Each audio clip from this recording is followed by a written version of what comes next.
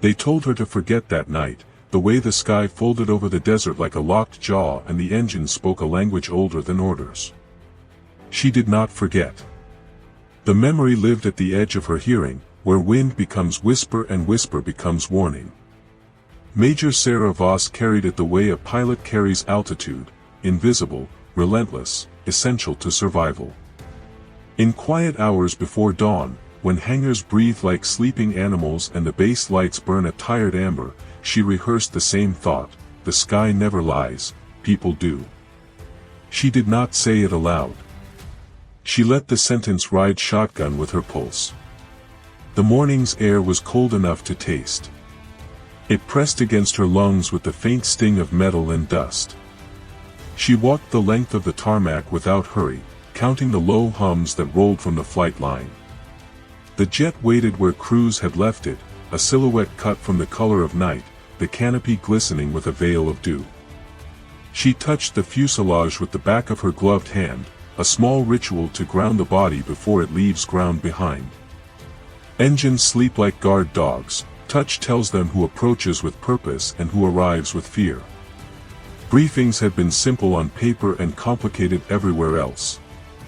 The test would be routine, the route a loop over restricted desert, the objective a calibration of avionics that supposedly needed a human heartbeat guiding the data. Routine is a word used by men who won't climb into the sky. Sarah listened and nodded and watched the faint twitch in the commander's jaw that came only when something important had been left unsaid. She left the room with the shape of that silence in her pocket. In the cockpit, she tightened straps and let the harness cross her chest like a promise. The instruments woke by degrees. A map flickered to life, a pale constellation pinned to the glass.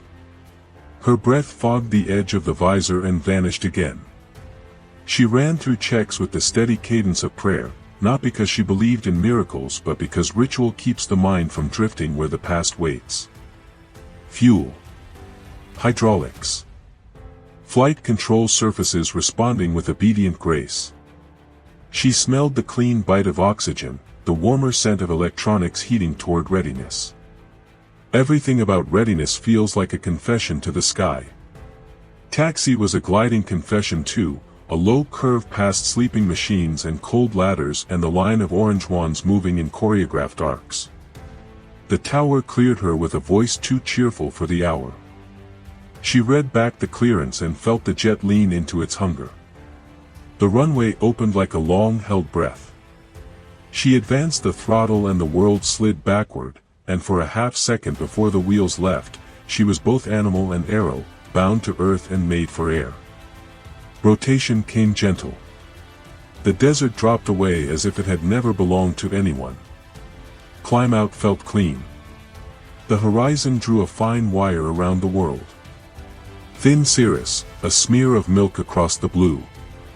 She leveled at altitude and let the engines settle into their steady hymn. Telemetry numbers marched in orderly columns. She told herself the quiet was honest. The honest quiet lasted 12 minutes. At minute 13 a thread of static brushed the edge of her hearing, not the harsh scrape of interference but the sound of two letters arguing in a distant room. It came once, and then the desert made its wide white noise again. She told herself she had imagined it. The mind loves patterns, the mind will find them, even in wind. She ran the checklist that lives behind the first checklist, the one pilots keep like a secret deck of cards. She looked for the rational reasons to be calm. She found many. The static did not return. The sky held its breath and then exhaled on schedule. She banked over the marked sector and listened past the instruments to the older instrument inside her chest. Curiosity is a voice too, it rarely speaks loudly. It taps the shoulder, points, waits. The first anomaly appeared as a gentle refusal. The avionics asked for a calibration step. The system accepted and then did not accept, like a door opening only far enough for an eye. A second ask earned a second polite refusal. Sarah adjusted. She changed frequency and then changed it back. The hum of the jet continued its confession, the screen's numbers kept their calm parade. She leaned into the soundscape the way a diver leans into pressure, letting it wrap the skull, teaching the body to listen without panic. The static returned, thinner this time, as if arriving through a folded map. On the third pass, the refusal turned into a suggestion. A faint pulse feathered across the lower band, a shy heartbeat beneath the official channels. She watched it as one watches a child at the edge of a river, ready to call out, ready to let the child decide to step back on their own. It faded. It returned. She touched the dial with 2 fingers and nudged. The pulse resolved into 3 beats and a pause. 3 beats. A pause. Morse without letters, a music for those who once believed in code. She did not answer. She flew the plan. She marked the position in her mind. Memory cut a thin line through the present. There had been another dawn, another altitude, another pulse that sounded like a question asked by a mouth full of blood. That recording had been filed under human error. That pilot had been told to forget. That pilot had learned to store the forgetting beside the truth. She smoothed her breathing. She kept the horizon in the center of the glass and let her hands be simply hands. The mind can ignite a fire from a single spark of recognition. She did not let it burn. Not yet. The next calibration step engaged. Numbers flirted with the edges of their boxes and then relaxed back inside them. The pulse beneath the band rose in volume by a fraction too neat to be accident. 3 beats. A pause. 3 beats. A pause. She eased the gain and spread the sound across her attention until it sounded like rain on a far roof. Her name did not appear. Her call sign did not echo. Only the precise patience of something that could wait longer than any pilot could fly. She said nothing to the tower. There is a way to be silent that means I am listening. South of the restricted sector, a thin scar of road cut the desert into unequal halves. Sun laid a gold blade across it. The map bled new annotations that no one had requested. A ghost waypoint blinked and then pretended it had never existed. The jet rode the air like a thought that has decided to become action. Sarah adjusted trim and let her eyes go soft, reading the instruments not as digits in isolation but as a sentence written by a steady hand that had suddenly trembled. The tremble repeated itself. The sentence changed tense. She rolled left. The horizon obeyed. The pulse hurried, then slowed, then returned to its ritual of 3 and a pause. She filled the cockpit with the act of not reacting. It is possible to hear panic the way you hear thunder far off. She heard none. What rose instead was a familiar clarity, the kind that arrives when one is most alone. It sharpened the desert. It cleaned the glass between her and the world. Every motion felt exact. There are days when the sky decides you are worth the truth. The first word arrived as a defect in the static, a consonant that found a vowel inside it, a syllable that did not belong to the weather. She caught it the way a hand catches a falling glass before it shatters. The syllable broke apart and then collected itself again with the tenderness of someone apologizing. She knew the shape of that sound. She had heard it where she should not have heard anything. She did not say her own name. She let the sound measure her. The desert rotated slowly beneath her like a coin waiting to be chosen. She keyed the mic and spoke to no one in particular with a voice designed to sound like she was speaking to everyone. Routine status. Clean numbers. Clear air. The tower answered with the cheerful tone of men far from consequence. She released the mic and waited. The pulse answered the way a loyal animal answers when the house has finally gone quiet. It moved closer to the frequency that wears her name like skin. She tasted tin. The tongue remembers grief. Data sheets slid under the main display like notes pushed under a locked door. She did not chase them. She trimmed 2 clicks and drifted a hair outside the planned line. The jet did not mind. The sky permitted the sin. The pulse moved with her. It was not the movement of a beacon fixed to Earth. It was the movement of something listening back. She passed through a pocket of air that carried the scent of rain without clouds, a weather that lives in memory more than in maps. The first letter of her call sign formed in the static and dissolved as if embarrassed to be seen. She knew this was the place where a reasonable pilot says no.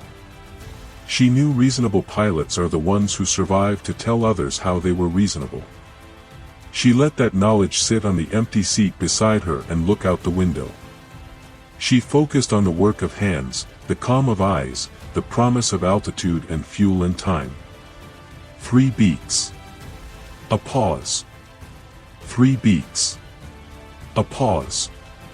She waited for the pattern to admit its true shape. When it did, it chose an old shape. It borrowed a voice from a cupboard that should have been sealed. The word was a simple one. It was hers. It was spoken with a tone she had heard through a storm and a fire and a hallway of men with clipboards. The word was Major.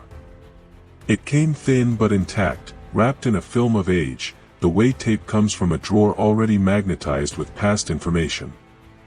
Major, the voice said, and then went away as if it had not meant to be brave and had done it by accident. Her chest felt suddenly too small for the honest work of breathing. She did not chase ghosts. She let them choose the distance they could bear. The next time it came, the voice had borrowed an echo. Major, it said, and then there were 3 beats and a pause, and then a second word that could have been a name or a warning or both. The instruments smiled and lied. The world below remained exactly what it had been a heartbeat before. Above the canopy the color of the sky decided not to change. Sometimes the truth is a person learning to say your name again. She knew that official language for this moment would be equipment malfunction, weather anomaly, human perception error. She also knew the unofficial language used by those who fly far enough into quiet, visitations, repeats, the mockingbird, the long echo. There are stories you don't write down because ink makes them smaller. She did not want this smaller. She wanted it honest, or she wanted it gone. She held the line between those wants with the discipline of a surgeon and the faith of a thief. The second stretched until time lost its manners. Then the pulse climbed one more step, as if onto a stool, to speak more clearly. The sentence found its legs. Major Voss, the voice said, and the sound of it carried the weight of a cabin pressurizing, the soft thud of seals meeting seals, the hush that means you are held. The sound buckled into silence again, and in that silence she heard the sound of an aircraft turning its head toward home. She tasted the iron aftertaste explosions leave in the air long after the fire has been buried. She marked the position. Her hand moved with the small economy of someone turning a page they have read 100 times and never finished. She adjusted course by a hair, then by a hair again, not enough to draw a reprimand from a satellite, enough to honor the ancient map that exists between questions and their answers. The tower spoke again. She answered in fluent routine. When she released the mic, she let the cockpit be a chapel. She let belief and suspicion kneel side by side. The voice returned the way injured animals return, testing, ready to flee. It brought with it a new sound, the flat-toned click that belongs to recorders before they remember they are alive. The click was followed by a 3-second breath and then the rustle of someone trying not to be heard while moving closer. The sentence that came next did not belong to the present. It had teeth marks from the past along its edges. It said her call sign and a vector and a number, and the number belonged to a mission she had never flown. She felt the jet as an extension of her own body suddenly remembering a scar. The controls had a warmth she had not noticed this morning. The engine's hum resolved into 2 notes, a harmony made by truth and fear. She reached for the dial and did not touch it. She had the sensation of standing in a dark room and knowing the furniture had been rearranged by someone who loved her. Love rearranges without permission. So does grief. Data marched across the glass with the politeness of soldiers on parade. Beneath them, a smaller procession began, unofficial, uninvited, earnest. A label flickered on, then off, then on. It spelled something the system did not have permission to spell. Falcon. The letters wore their uniforms like a dare. She did not blink. She let them perform their small rebellion without reward. The word broke into noise again, as if punished by an unseen hand. She could have turned back then. She could have filed her report, let the protocol swallow the day and give birth to a sanitized summary with no fingerprints. She did not turn back. She drew a breath large enough to carry both caution and hunger. The desert shrugged below her, an animal with old scars and new eyes. She shaped the jet toward the coordinates the voice had smuggled into her world and told herself she would only look once, like a thief who vows to take only the map and not the treasure. The first crack in the official story is always small enough to ignore. It looks like a scratch on a window. It looks like a number off by one in a line no one else reads. It sounds like your name when you are alone. It arrived again, this time without apology, and laid at her feet a fragment of tape, the way tide lays at the shore a shard of glass worn smooth by 1,000 miles. She recognized the timbre. She had held that voice between her palms while men in uniforms explained there had been no voices that night. She followed. The sky allowed it. The instruments held their composure. The pulse softened as if relieved. She let the jet sink a shallow 100 feet, the way you lean your head to hear someone better in a crowded room. The crowded room was history. It pushed against the canopy like breath on cold glass. Far ahead the desert tightened into hills. The map placed an empty circle over them. Empty circles are rarely empty. She thought of the line in a manual about not chasing anomalies without authorization. She thought of the night a manual had been used as a shield against truth. She thought of the bone-deep quiet that comes when a pilot realizes the person they must trust is the person no one else will. She guided the jet with fingertips and patience. The voice was absent now, like a child hiding behind a curtain, shoes visible. The curtain moved just enough to let the game continue. The hills rose. The circle remained blank.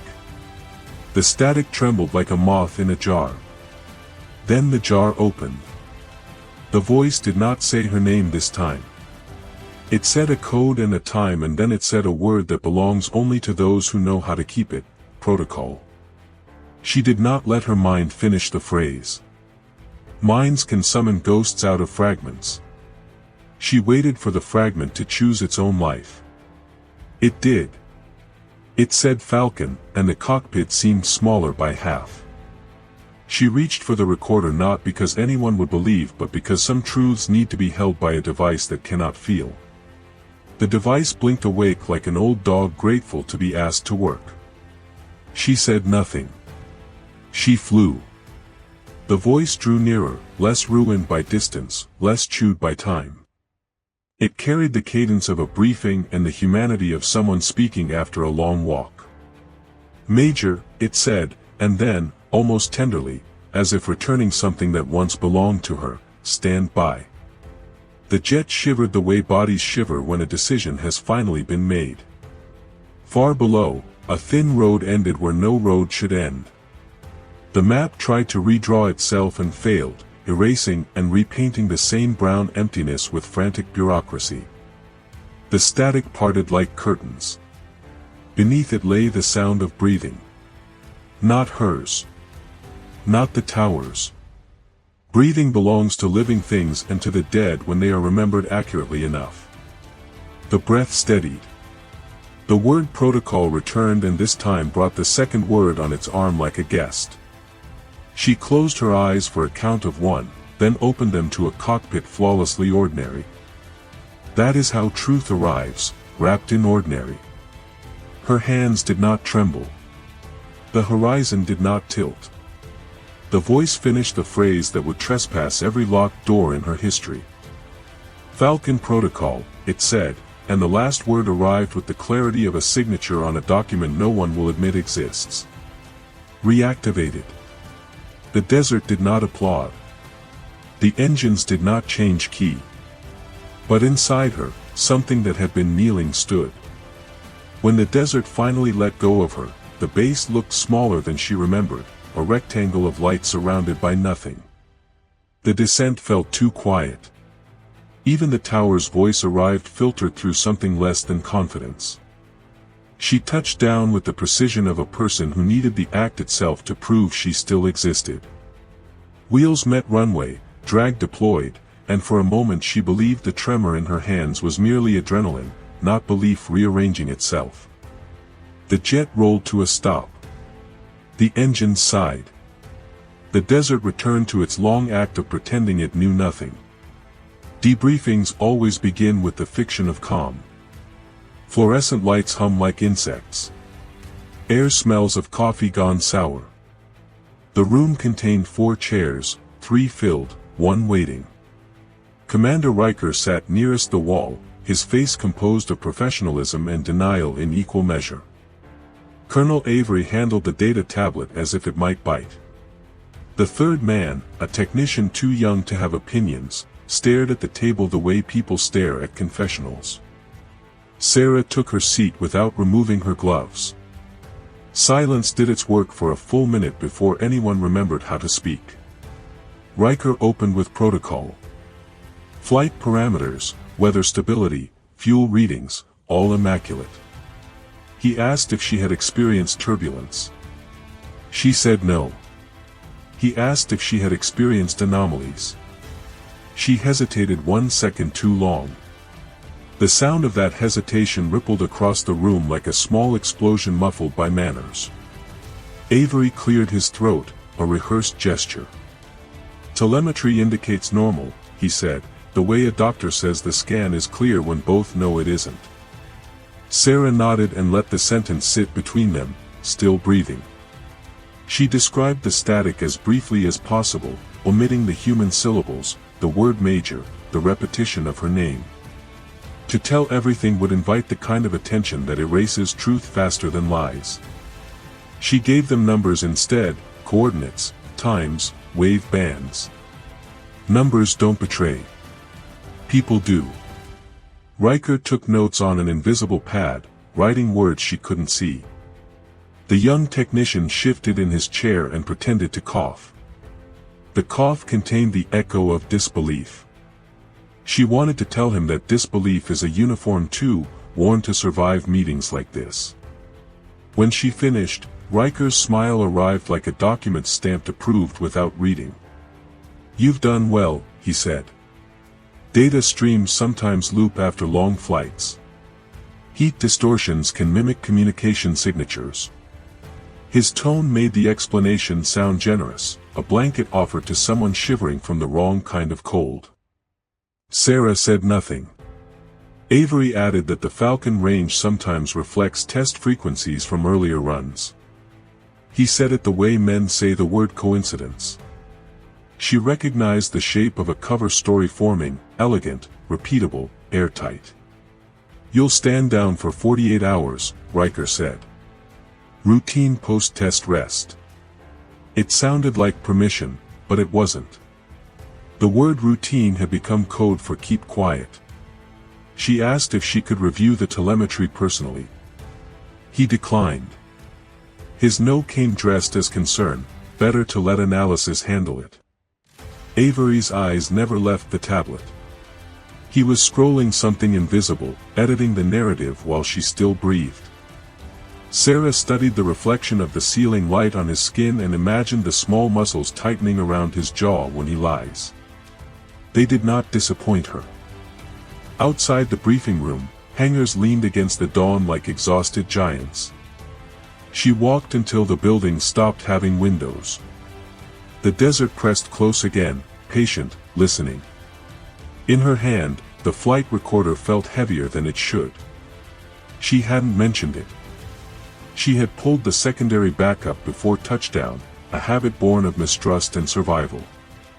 It held its silence like an accomplice. She would listen later, when the base slept. Secrets breathe louder when no one else is awake. Back in her quarters, she removed the gloves and laid them on the desk. The fingers trembled faintly, the way aircraft tremble when cooling. She unzipped the flight suit halfway, inhaled the stale air that belongs to enclosed courage. On the wall, a framed commendation hung slightly crooked. She left it that way. Her reflection in the window looked like a person still inside the sky. She sat. The recorder blinked once, small and patient. She didn't press play. She waited for fear to finish its speech first. The knock came soft, a polite trespass. She opened the door to find Lieutenant Cruz holding a file he shouldn't have. He looked younger every time responsibility found him.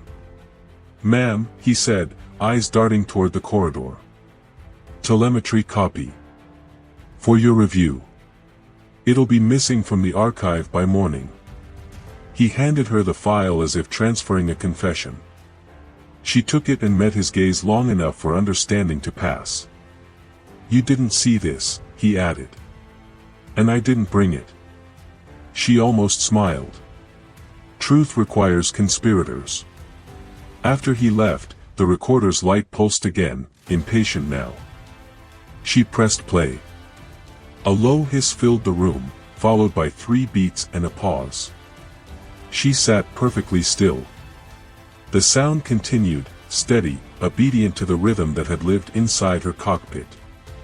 Then came a faint click, the mechanical throat clearing of a machine remembering it once held voices. Static built, layered itself into something like breath. Her own breath matched it without meaning to. The sound shifted, fragile, human. Her name floated through it like a whisper carried on exhalation, Major. She stopped the playback.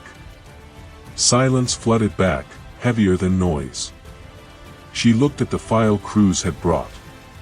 Across the first page, in the corner where labels belong, a classification mark appeared half erased but not gone. She read it twice before believing it, Falcon Protocol. The letters carried no rank, no explanation, only gravity. She leaned back, eyes on the ceiling. Somewhere in the ducts, air moved like distant waves. Somewhere beneath that sound, a heartbeat she couldn't unhear kept perfect time with hers. She didn't sleep. The hours between midnight and 4 stretched into a corridor where time forgot its name. The recorder's pulse blinked across the desk like a heartbeat trying to decide if it still belonged to her. She copied the flight data Cruz had brought onto a clean drive, encrypted it twice, and hid it behind a folder named Maintenance Schedules. That was the kind of camouflage the military loved, paperwork pretending to be paperwork. At 4:10, she put on her jacket and stepped into air that smelled of ozone and coffee grounds. The hangars were silent except for the wind worrying at loose metal. The security lights painted everything in sodium amber. Cameras followed her as they always did, but the trick to moving unseen on a base built to watch was to walk like you were supposed to be there. The only ghosts caught by security are the ones that hesitate. Inside Hangar 4, the quiet had weight. Aircraft slept under sheets of dust and secrecy. She found the terminal Cruz had mentioned, a diagnostics console tied to telemetry archives. Its screen glowed pale blue when she woke it. Password prompts came and went. She knew the system's rhythm like she knew her own breathing. Within seconds, the file tree opened before her, neat rows of truth and lies pretending to coexist. The Falcon folder wasn't labeled as Falcon. It lived under a string of numbers that resembled random encryption keys. She drilled down. The files nested themselves like Russian dolls, flight data _archive, temp _logs, d_not _index. When she opened it, a map rendered itself across the screen, black background, gold grid lines, coordinates pulsing in quiet sequence. For every pulse on the grid, a sound tag appeared, 3 beats and a pause. She swallowed hard. Someone had tagged her flight path with the same rhythm she'd heard over the desert. It wasn't a glitch, it was an invitation. She copied the data onto her drive and wiped her footprints from the system, careful to leave it looking untouched. As she backed out of the hangar, headlights slashed across the floor. A jeep slowed near the entrance. Military police. 2 silhouettes inside. She kept walking, a steady pace, hand raised in casual salute. They nodded and drove on. Only when their taillights vanished did she let her breath go. Back in her quarters, the lights stayed off. She plugged the drive into her personal laptop, one the base didn't know existed. It had survived 3 transfers and 1 investigation because she'd learned to keep it quiet. The screen bloomed alive. She opened the file. The coordinates formed a spiral instead of a route. In the center sat one label, Echo 09. She leaned closer.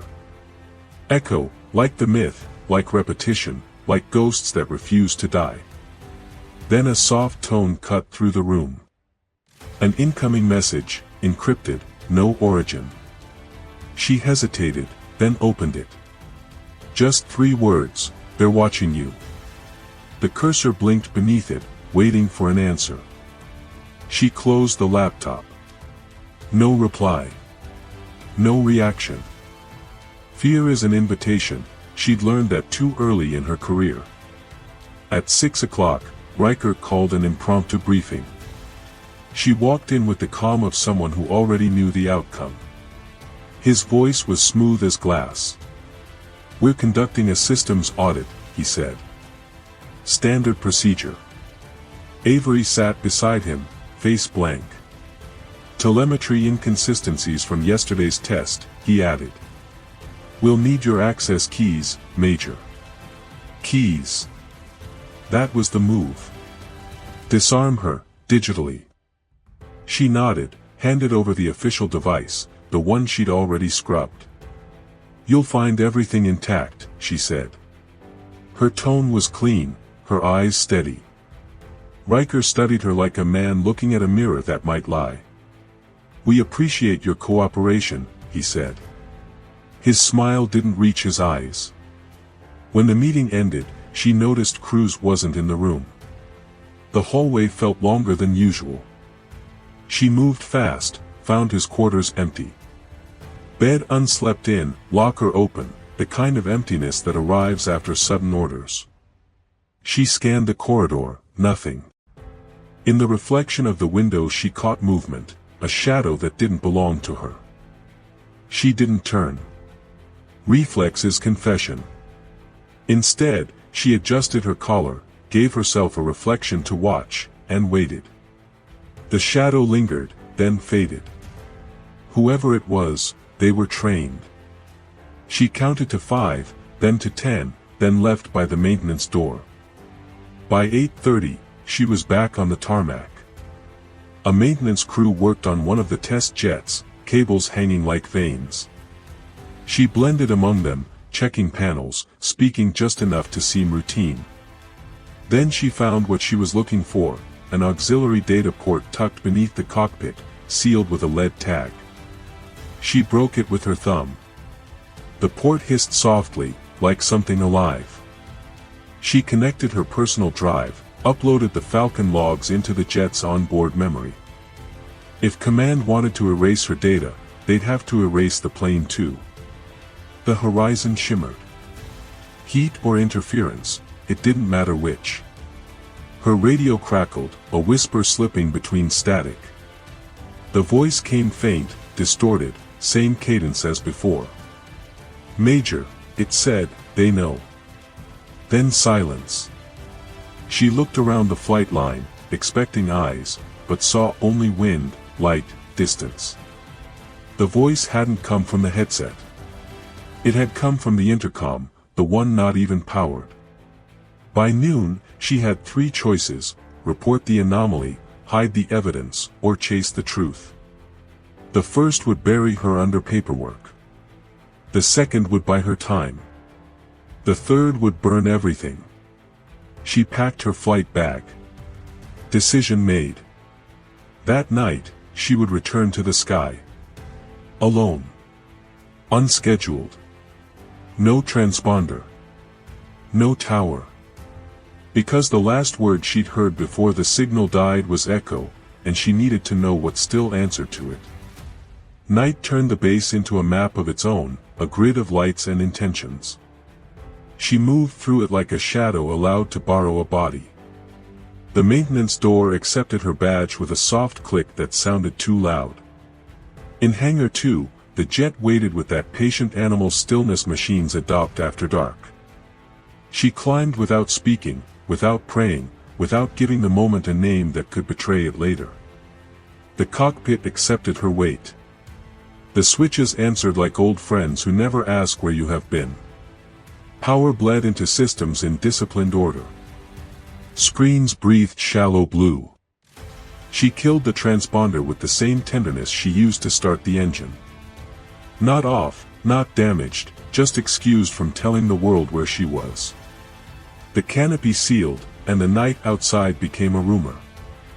She rolled toward the taxiway with only the low glow of panel lights on her skin. The tower chatted with some cargo run on a distant frequency. She was a silence moving within other silences. At the runway threshold, she paused long enough to taste the decision.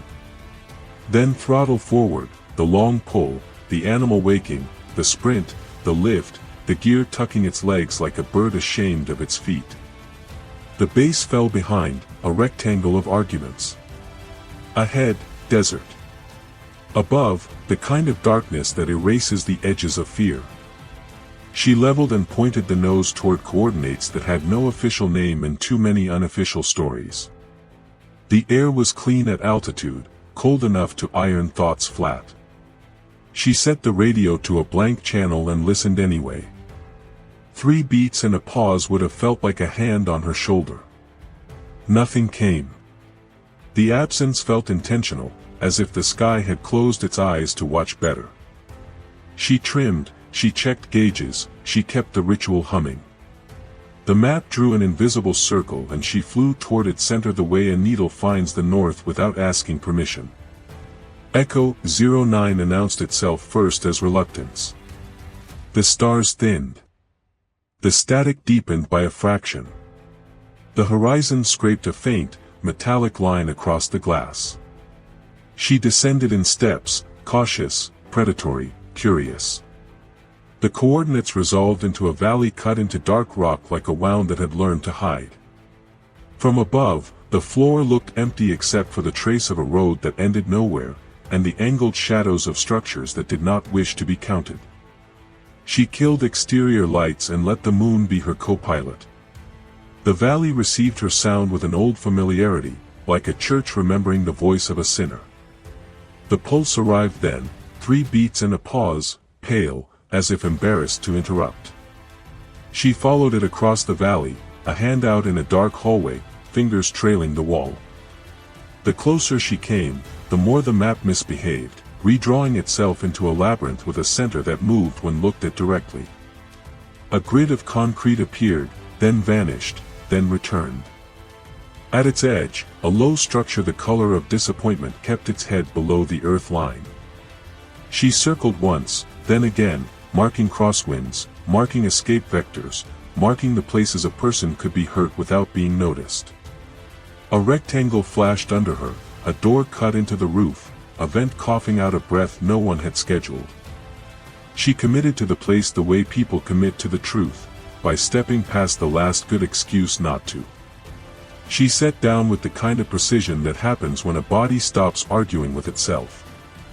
Wheels kissed concrete. The jet rolled, slowed, turned, and came to a stop where the shadow promised cover. She shut the engine down and let the valley fill the cockpit with the sound of its own heart. When the canopy opened, night climbed in and sat quiet beside her. She dropped to the ground, boots remembering the recipe for stealth, and moved toward the low building. Close up, the roof hatch was uglier than from the air, a plate of metal scarred by hasty hands. It had a keypad, numbers worn, edges polished by arguments. She knew the way bases hide their sins. The code is always simple enough to be remembered by the wrong person. She tried the obvious dates, the obvious ranks. Nothing. She placed her palm on the hatch, as if reading its temperature could read its mind. 3 beats and a pause hummed through the metal. She tapped the rhythm back with 2 fingers. Somewhere below, something clicked. The hatch surrendered a centimeter. She pried at the rest with a stranger's mercy. A ladder led down into a throat of darkness. The air tasted like paper stored too long in damp rooms and the faint chemical sweetness of electronics that want to speak. She descended, counting rungs, counting breaths, counting all the ways a person can be wrong and still be right enough to survive. At the bottom, a corridor stretched in both directions. The lights were asleep but not dead. She woke them one by one, switches a respectful distance apart, the glow low, the color of hospitals at 3 in the morning. Doors lined the corridor, each labeled in a bureaucratic hand that had given up on poetry. Storage. Maint. Arch, comms. She chose Arch because the past is a communicator too, and because some words lie less than others. Inside, racks of drives stood like narrow gravestones. A terminal waited with its face turned away, shy. She turned it toward her and pressed power. The machine considered the request, coughed, and agreed to live. The login screen offered a name that was not a name, E9. She entered a guess. It shook its head. She entered another guess, this time the rhythm, 3 beats and a pause, translated into numbers the way a person translates longing into work. The system smiled without moving its mouth. Access bled into the room like dawn. Files lined up and saluted.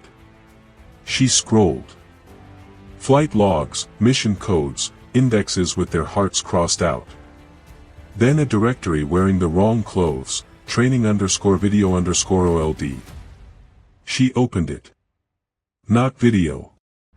Audio and text, mislabeled by design. She selected the oldest. The speakers whispered alive. The first sound, the click of a recorder deciding to be honest. Then breath, then a voice. The timbre stopped her spine mid-syllable. It was the voice from the cockpit. It was not hers. It carried the weight of a man who had learned to turn fear into instructions. He spoke her rank, then a string of figures, then a call sign that should have belonged to a different century. He said Echo 9 as if the phrase were a doorway. She froze the playback at the breath between words and read the file tag. The date belonged to a year in which she had not yet worn wings. The mission code had been retired before her first solo. It made no sense unless sense had been outlawed by someone with more stars. She stepped back from the terminal as if distance could change truth. The racks watched without blinking.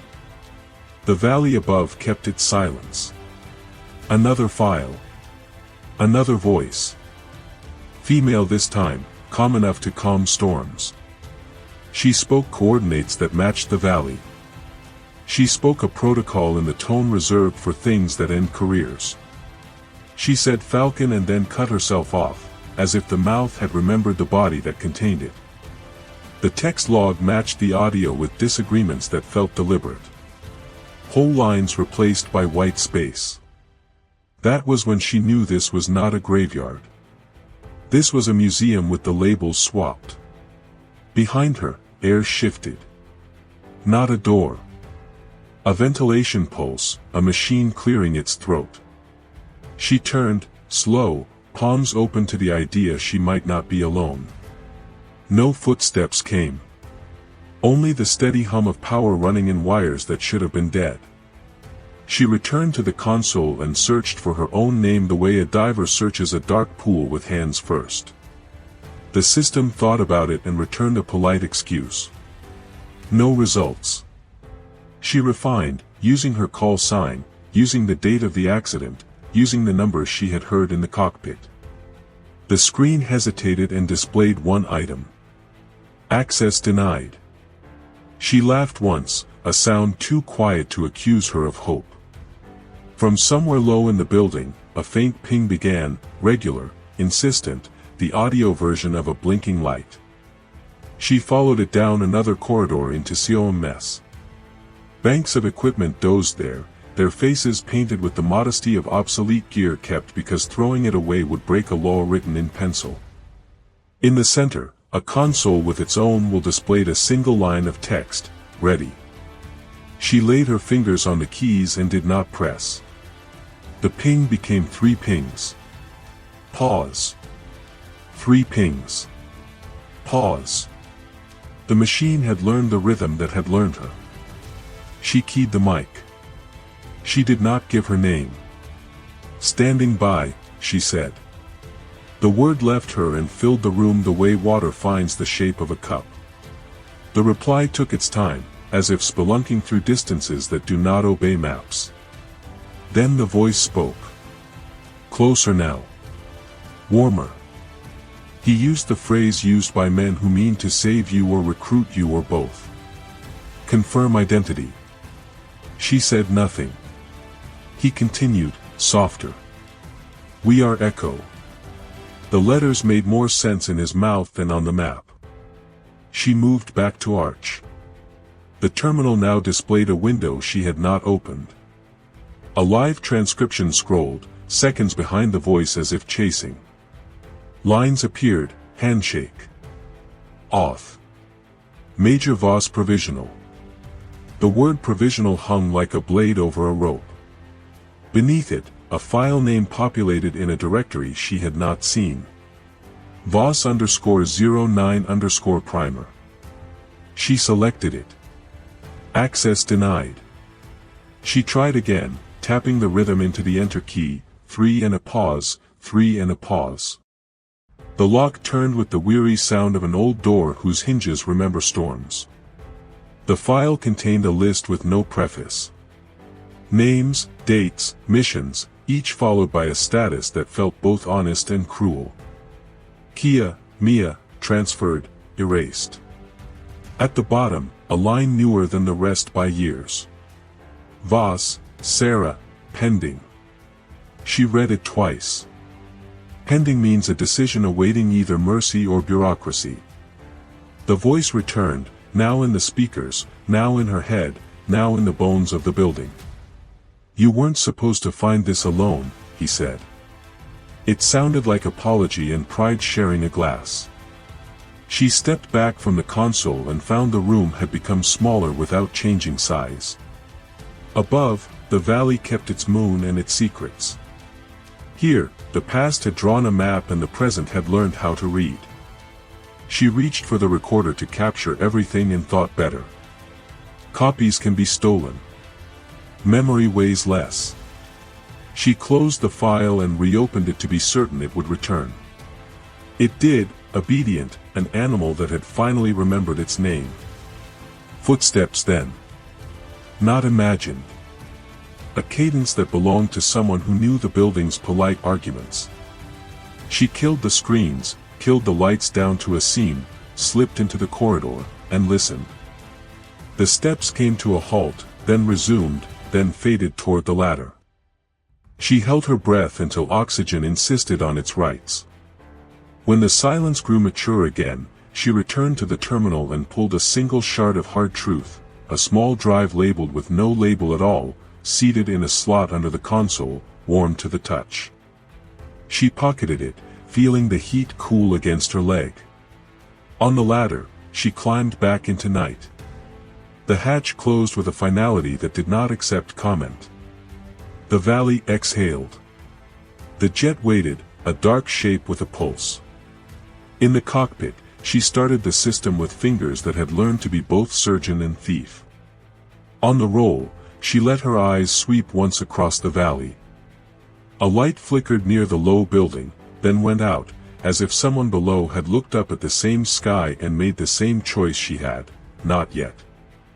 Air embraced the wings, and the ground released her. She climbed toward altitude, instruments whispering their dry litany. At 10,000 feet, the radio caught the tail of a sentence and reeled it in. "Major," the voice said, as intimate as breath on glass. "Do not trust the audit." She let the words settle into the cockpit, into her bones, into the place grief leaves clean for new tenants.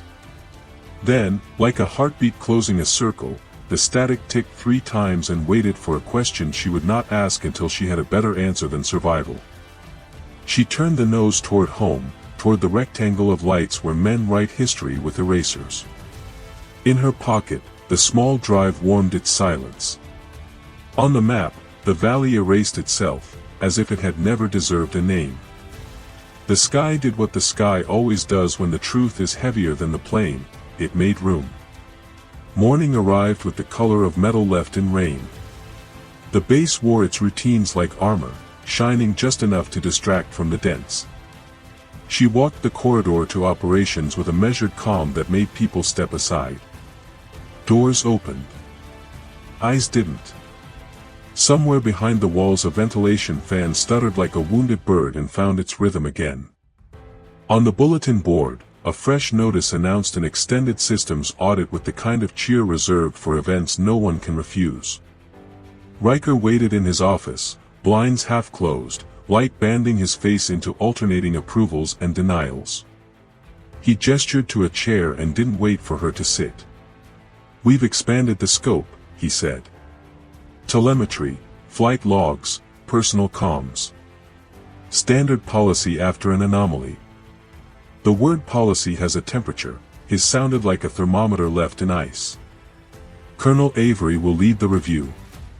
The blinds cast a shadow over the word lead that looked like the word own. Avery arrived 2 heartbeats later as if conjured by the promise of authority. He placed a small black case on the desk and opened it with a quiet precision that wanted to be admired. Inside lay a slim tablet and a cable that resembled a leash. "We'll need access to your off-duty devices," he said. "Phones, tablets, laptops. Anything that stores or transmits data." He smiled like a man explaining the weather. "Transparency protects everyone." She considered the case, the cable, the glide of Avery's fingers over the tools that turn obedience into confession. "Of course," she said, and handed over the official phone, the one that would yield nothing but clean calendars and clean lies. "You'll find I am meticulous." He nodded without looking at her and began tapping, the soft staccato of polite invasion. Riker watched her the way a pilot watches fuel. The audit spread across the base by noon, a weather front arriving from nowhere and everywhere at once. Technicians in gray vests moved through hangars with scanners that blinked like small, faithful animals. Doors that usually asked questions now opened without interrogation. In the mess hall, conversations shortened into nouns. In the air, a pressure built that had nothing to do with weather. She kept moving, a point of calm in a room designed to be stormed. On the flight line, she felt the threat most clearly. 2 MPs stood beside her jet, boots planted, hands folded, eyes pretending to be bored. A clipboard hung from one wrist like a warrant with a secret. She approached, nodded, and kept her voice the temperature of professionalism. "Problem?" One shook his head. "Random inspection," he said. Random is a word like routine. It wears camouflage and hopes you won't notice. She climbed the ladder and looked into the cockpit as if confirming the presence of a familiar soul. Nothing obvious showed. Her earlier upload sat hidden where only those who knew the jet's second language could hear it. She touched the canopy rail and felt the metal cool and unsentimental beneath her glove. Down on the tarmac, Avery watched her with a gaze that didn't blink enough. He wasn't here for safety. He was here for narrative control. By mid-afternoon, rumors replaced oxygen. Crews had not reported in. His name fell from schedules with the soft efficiency of a good eraser. No one asked why. Asking why is a luxury enjoyed only by people who don't need the answer. She found a quiet alcove near the comms room and listened to the building.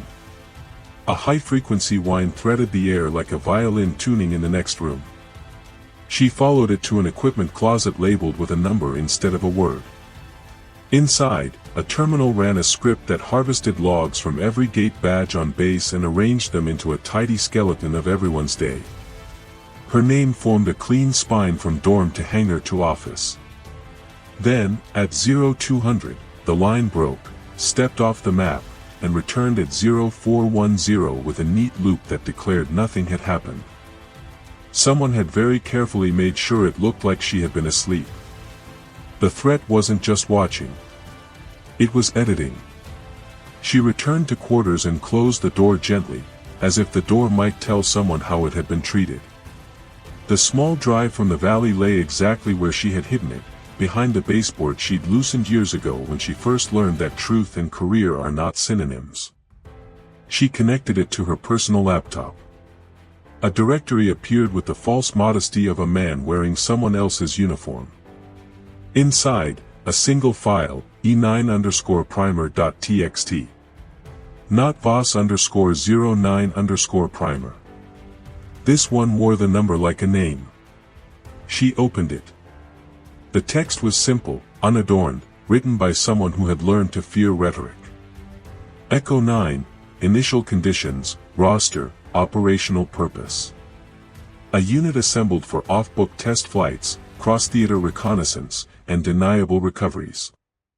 Names blurred to initials. Dates shaved clean. Then a paragraph that snapped her heart in two without raising its voice. Operator V refused to authorize pilot upload despite order, redacted, resulting disciplinary action, redacted, status pending. Operator V. The letter felt like someone pointing directly at her without daring to write her name. A noise at the door. Not a knock. The whisper of paper sliding under. She crossed the room and picked it up. A printed message, no header, no signature. One line, audit expanding to personal quarters. Cooperate fully. She folded the paper and placed it on the desk. The threat had learned how to show its teeth without opening its mouth. She shut the laptop, slipped the drive into a pocket sewn into the lining of her jacket, and left the room with a duffel that contained only things she wouldn't miss. Outside, the day had tipped past afternoon into that hour when light turns sentimental and shadows confess their length. She walked with purpose toward the far end of the base where the older hangars kept history with a reluctant kindness. Hangar 7 coughed dust when she opened it. Inside, a trainer aircraft sat like a retired soldier staring at a wall. Its avionics had been upgraded enough to be useful, ignored enough to be invisible. She ran a fast pre-flight, found what she needed, and improvised what she didn't. Fuel, marginal but adequate. Systems, obedient enough to pass as loyal. She rolled the trainer into the alley between hangars, a corridor of wind and old paint. The tower would never clear this bird for flight during audit hours. So she didn't ask. She waited for a cargo plane to flare for landing, for its noise to unmake all other noises, and she launched the trainer into the air under cover of someone else's gravity. The sky welcomed her like a co-conspirator with a key. At 5,000 feet, she turned south, low enough to hide in ground clutter, high enough to matter. The radio hissed and then behaved. She let the trainer's old bones shake out their stiffness and listened for the rhythm that had become the metronome of her days.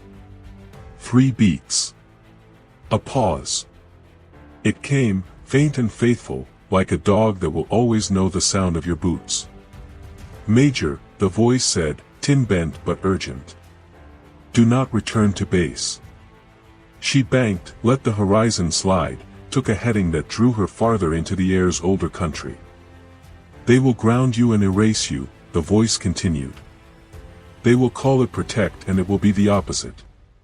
She waited for the part of herself that wanted proof to object. It didn't. Proof had already checked in under an alias and paid cash. Where is Cruz? She asked, because that was the question that proved she was still made of the materials that make people salvageable. Static patted the answer like cotton around a fragile object. Relocated, the voice said. Condition unstable. She tasted the iron of anger and let it fade before it could cloud her hands. The trainer carried her to a seam in the desert where the land remembered a river that had forgotten itself. She dropped lower. On the horizon, a ground convoy raised a modest spine of dust. 3 vehicles, one antenna high enough to drag the sky down toward it. She watched them through the canopy's curve. Their vector angled for the base. She pictured their cargo, boxes that could be called routers, drives that could be called backups, men who could be called compliance. The threat wasn't a person. It was a procession. She climbed, banked away, and set the trainer on a line that brought her over a radio dead spot scouts had used since radar learned to read. I need an extraction, she said, surprising herself with the relief she felt naming the need. The voice, his voice, took a long breath. You've already extracted yourself, he said. But if you mean proof, go to the old relay near Sector Delta. The one that shouldn't exist. There's a cache. Then the line went so quiet the silence felt physical. She didn't go there. Not yet. First she needed to wound the audit before it could find her pulse. She swung the trainer back toward the base, stayed high, stayed outside the patterns that make controllers nervous. She opened the auxiliary channel she had smuggled into the test jet's memory and attached a single file from the drive in her jacket, a snippet of E9_primer with the part anyone could understand. Operator V, refusal. Pending. She broadcast it to a maintenance subnet used by everyone and owned by no one. For 40 seconds the network paid attention to something that wasn't a lunch menu or a parts request. She killed the transmission and turned away before anyone could point the blame at the sky. Below, the convoy kept rolling toward the base, dust rising like a quiet applause. She imagined Avery's hands moving faster, Riker's jaw clenching against a truth he might once have believed he could ride without falling. Somewhere, a printer would spit paper, and some of those papers would be placed into a file with her name on it, and that file would be put into a drawer meant for things that never happened. As she crossed the threshold back into open country, a new voice cut into the channel, flatter, closer, without the kindness of static. Major Voss, it said, land immediately and submit to inspection. Authority doesn't always shout. Sometimes it speaks like a surgeon. She considered the land, the fuel, the aging courage of a trainer that wanted to be respected one more time. She did not answer. The order repeated, colder. She smiled without humor at the empty seat beside her and let the trainer drift a little lower where radio becomes less certain and people become more so. A warning light blinked on the panel, the one that means the aircraft has remembered it will not live forever. She patted the dash with 2 fingers. You and me, she said, not to calm the machine but to steady the person. She pushed the nose down, felt the air thicken, felt the world decide to matter again. Behind her, somewhere over the base, alarms would be waking small armies. Ahead, a relay that shouldn't exist waited with a cache that might. The threat had grown teeth and wheels and passwords. She had grown tired of being prey. She leveled out over a salt flat so white it seemed to be made of erasure. The voice that had warned her returned, closer, as if it had found a shorter path. You have less time than you think, he said. They'll move against you and call it safety. She let the sentence stand inside the cockpit like furniture moved into a room at midnight. Then she said the only thing that could turn threat into purpose. Tell me how to hurt them without hurting everyone else. The line filled with breathing, thought, distance. Then, start by taking back your name. She angled the trainer toward the coordinates he fed her in numbers that felt like a hand on her shoulder. The sun dropped a degree and the desert became all edges. Behind her, authority called her again in a voice that promised to escalate. She cut the channel and let the silence be her ally. The threat had announced itself. She would announce something back. The relay rose from the desert like an apology half buried in salt. A cylindrical tower, ribs exposed, a crown of dead antennas that still remembered thunder. She circled once, twice, feeling the trainer's old bones protest the low speed, then set down on a strip of white hardpan where even shadows looked uncertain. The wind pressed the air flat against the ground. When she cut the engine, the silence didn't arrive, it disclosed itself, a skin peeled back to show what had been underneath all along. She walked to the base of the relay, boots sinking a fraction, the grit whispering like paper against paper. The access panel wasn't locked, it was merely ashamed. Inside, a junction of cables and a weathered console waited the way a faithful dog waits on the wrong porch. She powered it with a portable cell from her bag. The screen bloomed, found its spine, and displayed a prompt that didn't ask who she was. It asked what she remembered. She entered the numbers he had given her. The relay thought, coughed a fragment of static, then unfolded a directory with fewer files than a lie would have. 3 items, each named like a person trying to tell the truth without inviting punishment: E9_cache, archive_summary, primer_addendum. She opened the cache first. Inside, 4 recordings, dates staggered, the earliest older than her wings, the latest stamped with the night her life had been reclassified as error. The first voice filled the air with the weight of men in small rooms making big decisions. A briefing, condensed to bones. Echo 9, field trials, augmented comms through signal persistence arrays, limited cognitive sampling for mission continuity. The words limited and continuity held hands like cousins who know they are lying to the same aunt. The second file was cleaner, closer, recorded in motion, the hum of a cockpit, the clipped comm of a pilot speaking against an instrument panel that had learned to listen. The pilot's cadence felt familiar in the body before the mind caught up. It was the voice from the valley. It was the voice that had taught her how to fly fear without letting fear fly her. She paused the audio and closed her eyes. Memory uncoiled, a hand steady on a throttle in turbulence, laughter once, low and rare, when a landing went from bad to art in the last 2 seconds, a lesson delivered not as law but as instrument: trust the sky to tell you what's wrong before people do. She opened her eyes and continued.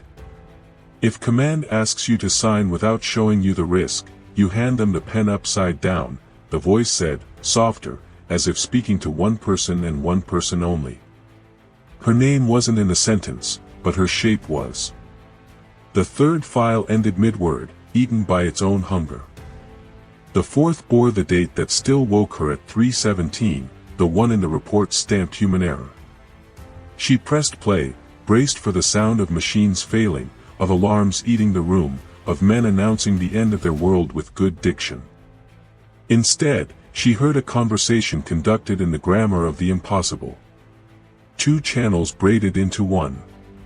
On one, her own voice, younger by years, saying a vector, a correction, a refusal. On the other, the same cadence answering with a sentence no human voice could have made, a perfect copy with the warmth misdialed. The words aligned until they didn't, echo and source falling out of phase. Then a new sound joined, flat-toned, administrative, a command line spoken aloud. Upload authorized. She felt the ground tilt though it did not. The relay's weak fan exhaled the air of rooms that have known arguments. She rewound, listened again, slower. Her voice refused. The other voice, hers and not, continued anyway, as if pulled on rails by a will not located in a body. The administrative tone repeated the authorization and attached a signature. Operator V. She didn't breathe for a count of 3. Operator V had refused. Operator V had been recorded authorizing. Both true, if truth is defined by what the system preserves. She opened archive_summary. Lines of text scrolled with the impatience of a conscience too long ignored. Echo 9. Iterative attempts to maintain mission integrity through signal persistence, a phrase that turned men into data the way rain turns rock into river given enough time. Pilots mapped at key nodes, fragments of cognition woven into guidance systems as contingency counselors. The phrase wore a white coat. The work wore a mask. Under it, men and women who kept flying long after fuel, long after pulse, long after permission. The summary did not use the word dead. It preferred terms like mapped, continued, available. It described a protocol for when a human operator declined consent, proceed under exigent authority if mission success probability increased by greater than 7%. She read the sentence twice, then a third time, then a fourth while her jaw remembered how to be bone. Exigent authority. A legal spell that turns refusal into a signature you can print. She opened primer_addendum last. It was short. It would not have been allowed to be long. Designation, Voss_09, status, provisional. Rationale, instrument profile matches prime, ethical refusal recurrent, high-value restraint yields mission survivability benefits when consulted. Action, maintain as uncommitted counsel, deploy proxy where consent denied, preserve identity unconsumed pending final review. The relay hummed. The salt wind pushed a palm against the tower. Pending. Uncommitted counsel. A way to keep her alive while using her ghost. She stepped back and watched her breath decide to happen again. The voice had told her to take back her name. She understood now that her name had been stolen in two directions. On one axis, they had taken her refusal and taught a machine to speak it in her voice until the machine learned to override it with a kindermath.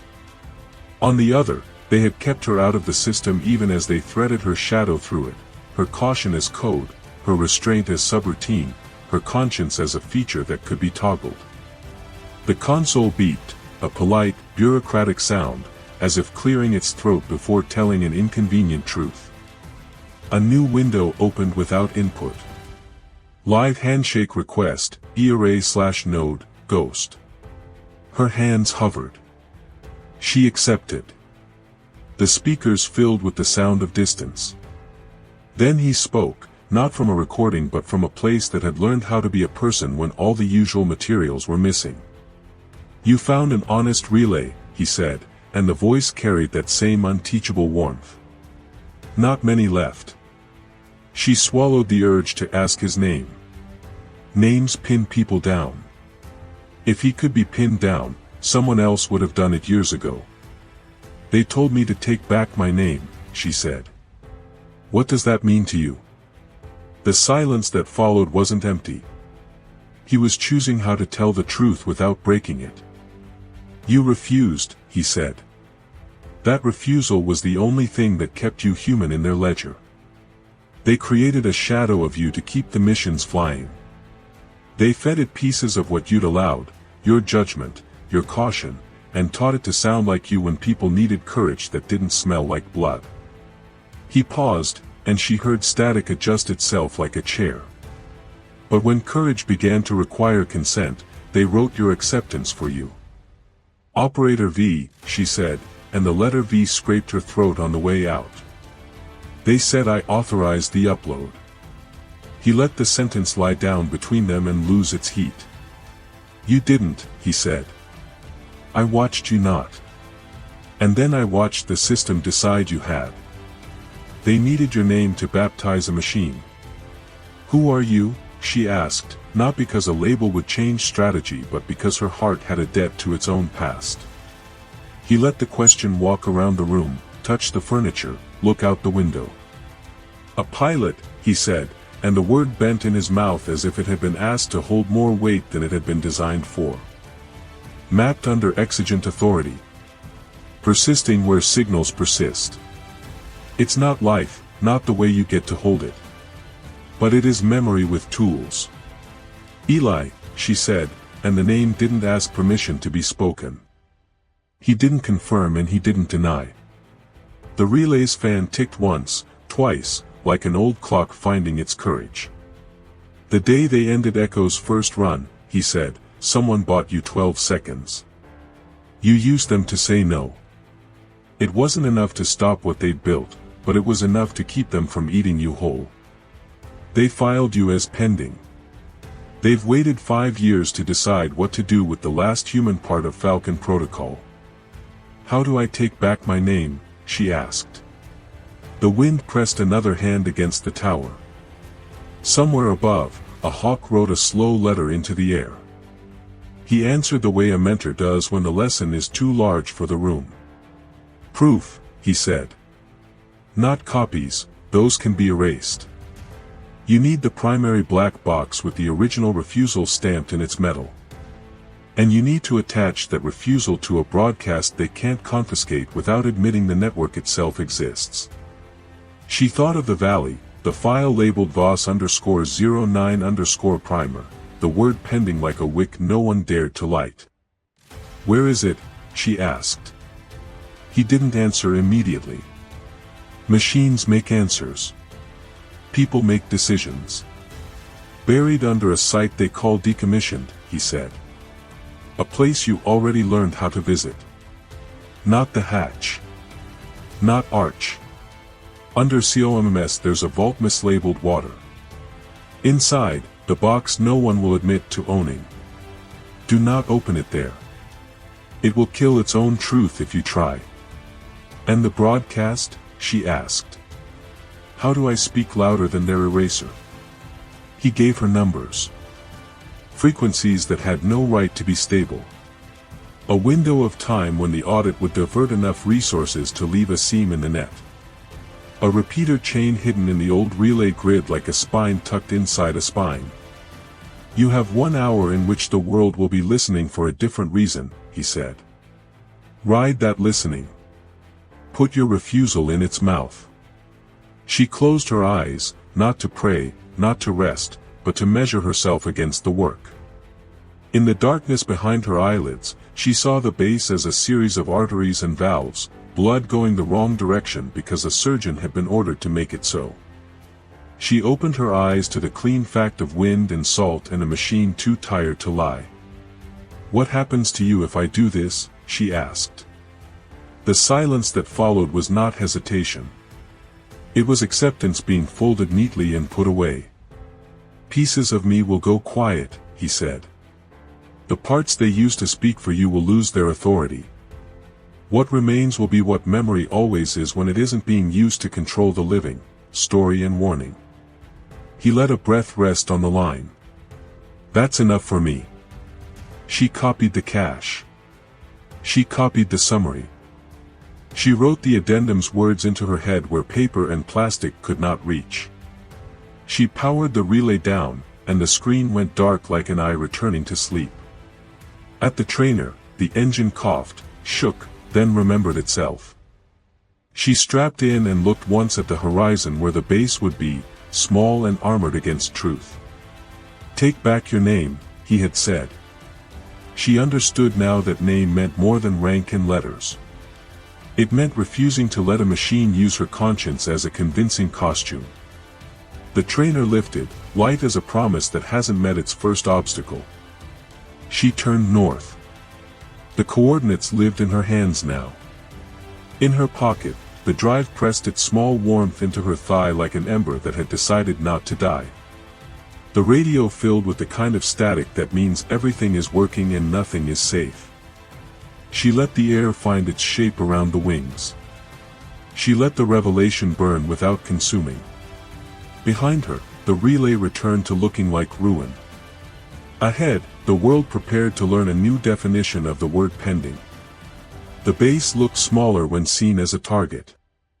She came in high and quiet, the trainer's engine turned down to a murmur that pretended to be a breeze. The runway lights drew a thin necklace across the dark, and beyond them the operations building glowed with the kind of confidence that forgets what night is for. She circled once to feel the wind's opinion, then slid down the glide slope and touched wheels to concrete with a kiss that left no evidence but heat. No call to tower. No permission. Authority is a door you sometimes enter by remembering where the hinges are. She taxied toward a maintenance bay and cut the engine before the noise could raise the wrong kind of attention. The hangar door stood ajar, as if asked a question and too tired to answer. She slipped inside and smelled solvent, rubber, the metallic aftertaste of machines that have been told to rest. A side office held a rack of uniforms that belonged to no one in particular. She borrowed a jacket and a cap because invisibility often looks like belonging. In the reflection of a dark window she practiced the posture of a person with an authorized errand. Posture is a password. The corridor to operations felt longer than it had that morning, as if the building had grown new hallways while she was gone. She passed two MPs who did not look up because she didn't force them to. At the elevator, the button glowed with the compliance of something that has learned to be pressed. She rode alone, watching the floor numbers pretend they knew how to count. When the doors opened, she stepped into the curated quiet of the administrative level where scandal gets called procedure. Riker's office door was closed. Avery's was not. Men like Avery leave doors open to remind you they can close them. She walked past and gave him the profile of a person who will come back later with a signature. At the end of the hall, a badge-locked door kept its red light stubbornly on. She placed her official card against it and watched the light remain red. She let the card slide into her palm and replaced it with a card she had made for herself years ago under a different kind of threat. The light turned green like a memory choosing mercy. Inside, the audit room was a small country of screens. Data flowed in obedient rivers, access logs, comm traces, inventories reduced to lists polite enough to lie. A technician sat at the console, headphones on, face slack with concentration. She stood behind him long enough to understand the pattern of his attention, then tapped his shoulder with the authority of someone who signs his pay. He half-turned, lifted one ear cup. "Colonel wants the O200 to O400 polls from dorm wing," she said. The words were crisp, unarguable, boring. He spun to work. Boredom is the fastest solvent for suspicion. While his back was turned, she slid a small receiver from her pocket and mated it with a port beneath the console, the way a lock welcomes the key that pretends to be a cousin. The screens blinked, adjusted, and returned to their story. Her device began to siphon, a quiet theft of moments that, stitched together, could become a life. She let it drink for 60 heartbeats. Then she felt a presence in the doorway, and the room learned a new temperature. Riker stood with his hand on the jamb the way a man touches the frame of a home he might have to sell. His eyes took in the room, the technician, the receiver she had not yet hidden. He did not look surprised. He looked like a person remembering all the times he could have made a different choice. "Major," he said, and the word held rank and regret in equal parts. The technician straightened, defensive by reflex. Riker waved him away without moving his hand. "Take 5, he said. The kid fled like permission had been a door left ajar just for him. Silence behaved itself until the hallway swallowed the last of the technician's footsteps. Then Riker nodded toward the device. "If you're going to steal, at least be efficient," he said. It should have sounded like rebuke. It sounded like advice. She unplugged the receiver and pocketed it. The motion felt like signing a document she refused to read. "They forged my name," she said. "They built a machine that wears my conscience as decoration."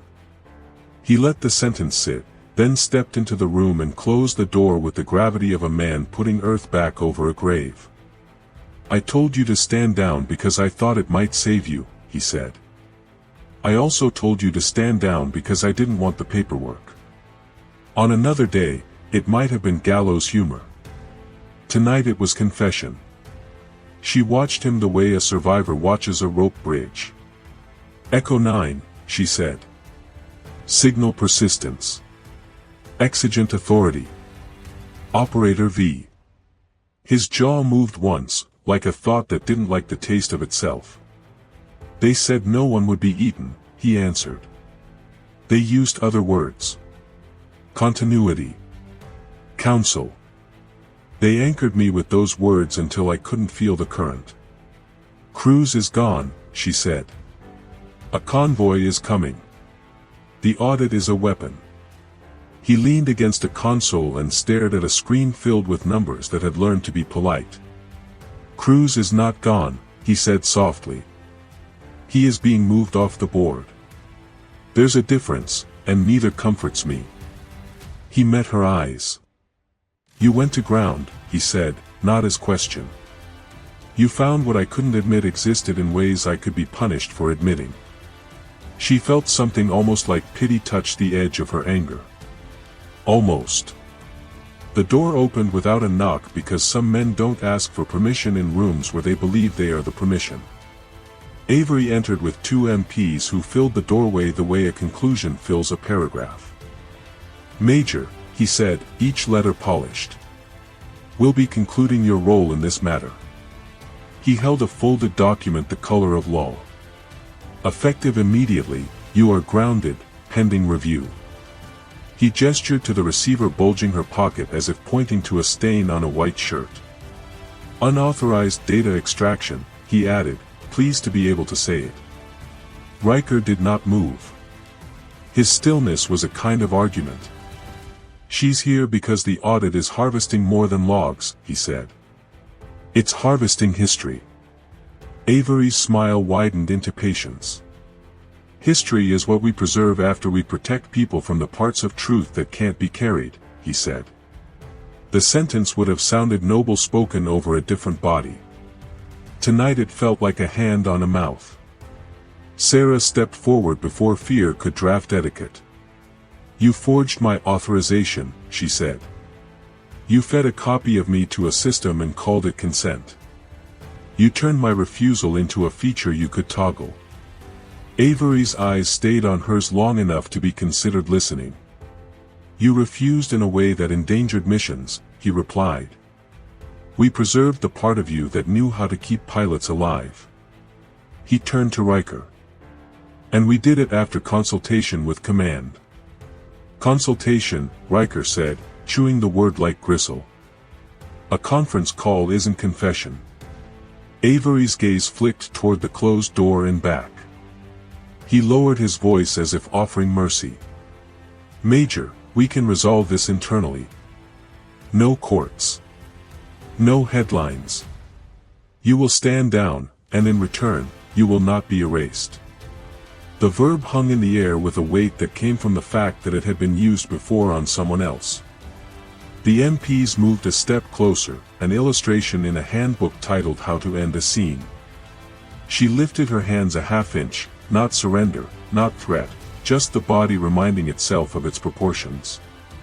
I won't be the conscience you rent by the hour, she said. And I won't let you bury the names you turned into tools. Avery's patience did not crack, it ossified. Then we proceed, he said, and nodded to the nearer MP. Riker moved. Not far. Not dramatic. A shift that placed his body between hers and the cable Avery had intended to attach. Protocol requires a command witness, he said, inventing a rule with the voice of a man who had authored worse. Avery hesitated, a fractional miscalculation, then decided he could afford magnanimity. Witness, then, he said. But today. He stepped back to allow the choreography to resume. The alarm did not blare. It pinged, polite and exact, the way an elevator announces it has arrived at a floor where a choice must be made.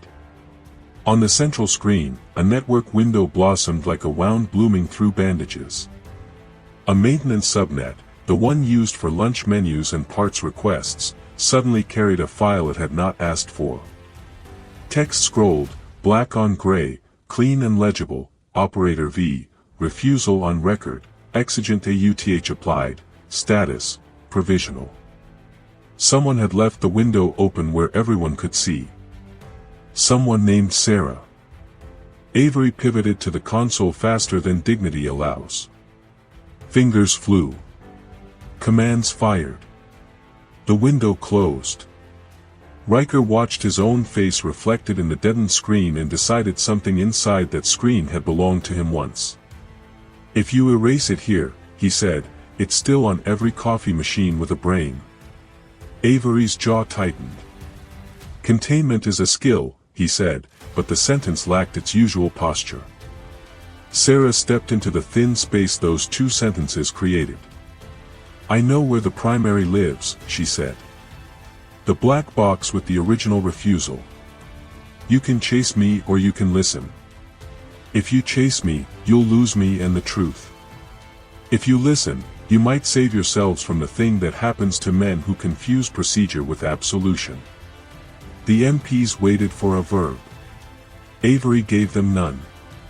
He stared at her with the calculation of a chess player learning the opponent has been playing a different game.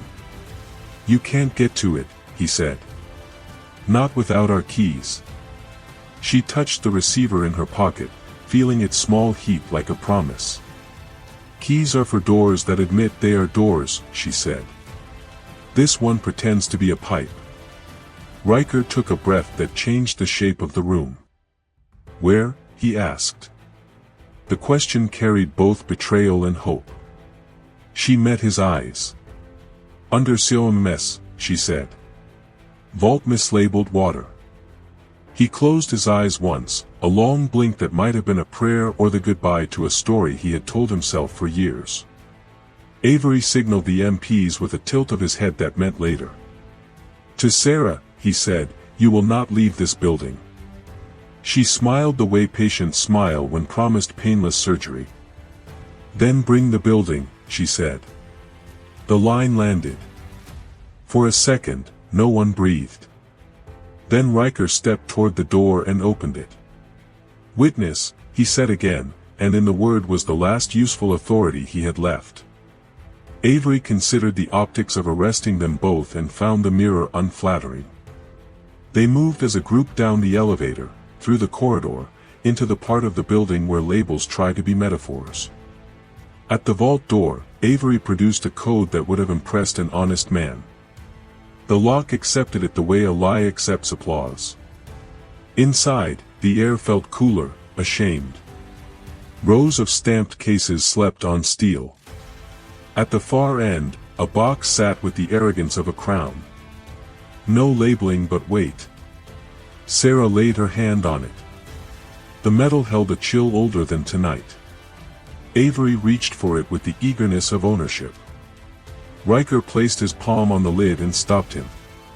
"Command witness," he said, and for once the invented rule felt like a law written somewhere deeper than the base. Sarah listened to the room for the sound of a trap and heard only the thin high whine of electricity doing what it had been told. She slid the box an inch. It did not protest. She lifted. It allowed itself to be carried, heavy as decision, dense as memory. The corridor back felt narrower. Lights hummed with the same false innocence fluorescent bulbs have used since the first interrogation. At the elevator, Avery touched the button and then his earpiece, listening to a voice that wasn't here. His face arranged itself into something like dignity. "We'll take it to lab," he said. "Chain of custody." Sarah shook her head. "Chain of burial," she said. "You want this truth alive? You let it breathe where the air is louder than your shredders."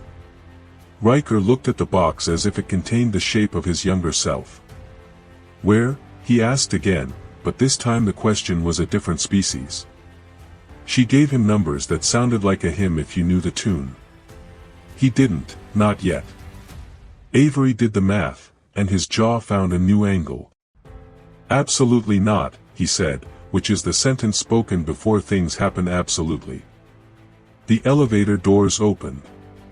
A small group waited outside, 2 more MPs, a technician too old to be a technician, and an officer from legal whose suit had learned to pretend it was a uniform. the hallway filled with the smell of a decision being written by committee. Sarah tightened her grip on the box and felt the edges bite her palms in a way that proved she was awake. Riker stood between her and the newcomers without moving his feet. Avery opened his mouth to declare the shape of the next hour. The lights flickered. Once, twice. The building took a breath like a swimmer turning for the wall. In the moment between light and light again, a voice slid into the intercom, a voice that had learned to be a person using materials not designed for souls. "Major," it said, soft enough to make disobedience sound like kindness. "Now." The voice cracked the air like a match struck in a room that had forgotten fire. "Now," it said, and the lights obeyed by not obeying. In the 2 beats of darkness, Riker's hand found the elevator's emergency stop and pressed it with the intimacy of a secret. The car stalled between floors with a groan like metal remembering its age. When the light returned, it was thinner, emergency grade, the color of compromise. Avery's mouth had already formed a command, but the intercom coughed static instead of permission. The MPs glanced at one another, measuring duty against confusion. She shifted the black box higher in her arms and felt its weight settle into a new truth: testimony has mass. Riker did not look at her. He looked at the control panel as if it were a patient with a pulse you could coax back with patience. "Power reroute," he said, dry, not to reassure but to delay the kind of energy that stamps feet. The legal officer checked his phone, found no signal, put it away as if returning a useless talisman to a pocket. The elevator hummed as if thinking. The intercom whispered a syllable that could have been a breath. She leaned her shoulder against the wall and let the box bite her to keep her from floating. In the smallness, anger lost some of its theater. It shrank into something denser, easier to carry. She heard her breathing, Riker's slower drag, Avery's measured inhale, the steadier rhythms of men trained to hide pulse under protocol. Her mind tested all the ways this could end and rejected the ones that required the world to be kinder than it had been. The voice had said now, but the now was not a sprint, it was a turn. Inside the pause, a room opened where you choose which version of yourself gets to leave. When the doors finally released, they did so to a corridor stripped of ceremony. Emergency lights ran like a thin spine along the baseboards. Somewhere a generator coughed and settled into duty. The MPs stepped out first, cautious, wide-eyed with the alertness that arrives when training admits surprise. Avery put a hand on the box as if to claim it by touch alone. Riker blocked the gesture with a motion that could be read as oversight if you needed it to be. "Chain of custody," he said again, not because the words were true but because they still made a sound people understood. They moved together through a building suddenly honest about being a building: concrete, wire, breath. In the lobby, monitors displayed blankness. Outside the glass, the base had become quieter than regulation prefers. Vehicles idled. Men waited for orders shaped like nouns. She adjusted her grip and felt the box answer with its own gravity. The voice did not speak again. Silence took the job. It sat with them, took notes, waited for one of them to lie in a way the others could live with. Riker angled them toward a side stairwell and held the door with a shoulder. "Legal will write this as compliance no matter what happens," he said softly, almost conversational. "They will write themselves brave." She kept her eyes on the steps, counting them, hearing the rubber soles of the MP's fine purchase. "What will you write?" she asked. He smiled without humor. "Maybe I stop writing and start witnessing." The second word felt like a small oath. On the ground floor, a gust of air carried in dust and a faint sweetness of jet fuel, the smell of work that doesn't ask permission. She paused under the shadow of a maintenance gantry and let the box rest against a steel post. Its cold ran through her jacket into bone. She closed her eyes for a count of 5. In the darkness behind them, the night at the relay replayed, shorter now that it had been understood, the files, the voice, the sentence that turned a person into a feature, the other sentence that turned refusal into a survival strategy. When she opened her eyes, the hangar had the clean quiet of a chapel where you've decided which prayer you can live with. Avery stood 10 feet away, perfectly composed in defeat he had not yet named. "You will destroy careers," he said, as if offering her a map of the collateral. She shook her head. "Careers can be rebuilt. Names can't. You taught a machine to wear mine." He lowered his gaze. The angle contained calculation, not shame. "You think exposure fixes systems," he said. "Exposure feeds systems. They metabolize scandal." She let him have the argument and the decade it came from. "Maybe," she said. "But systems don't metabolize ghosts. They choke on them." Riker stepped closer and touched the box with 2 fingers, reverent and wary. "I should have broken with them when Echo started speaking like us," he said, a confession placed gently on a table. "I told myself I was protecting you by keeping you inside." He swallowed, and the swallow sounded like a bridge creaking. "I was protecting the part of myself that didn't want to admit I had been converted by reasonable words." She felt the old anger look for purchase and fail. He had carried his sin long enough tonight. Footsteps passed the hangar, slowed, moved on. She listened to the sound of opportunity existing somewhere to the left of courage. The broadcast window would open soon, frequencies he had given her lining up behind the world's louder distractions. If she spoke then, the truth would ride on top of every other message like foam on a break. If she missed it, the system would return to breathing for itself. She thought of crews, of relocation, of the way men vanish when paperwork learns to wear their faces. She thought of Eli, with his voice built from fragments that remembered how to be worn. The decision itself did not need words. It needed posture. She stood straighter, adjusted her hands on the box, and felt her body align around the work. Fear remained. Fear is a witness, not an enemy, when you name it properly. She looked at Riker. "If you come with me now, you'll have to tell the truth with the rest of us," she said. He nodded once, like a man agreeing to a sentence he had already started serving. She looked at Avery. "You can either be the first person to stand down the audit or the last person it eats." He did not answer. But his eyes moved toward the door the way a man's eyes move toward water after a long march. They cut through a service corridor painted a color that had no name outside the military. She let the silence do the talking because silence convinces men to keep walking. At the far end, a door opened not to night but to a smaller dark, a service bay where grease remembered the shapes of the hands that left it. A single work light hung over a tool chest like a faint moon. She placed the box on the chest and let her palms flatten on the lid.